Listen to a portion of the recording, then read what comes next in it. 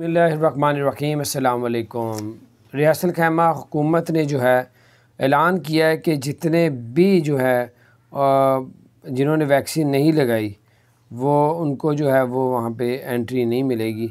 Vaccine लगाने वाले को जो है रियासत खैमा के अंदर जो है वो एंट्री मिलेगी और रियासत खैमा में जो जिनके पास वैक्सीन होगी वैक्सीन दो लगाई होंगी तो उन लोगों को दाखिला भी मिलेगा। जिसने वैक्सीन लगाई होगी वही गवर्नमेंट जो है जॉबों में आ सकेगा, जॉब के अंदर आ सकेगा।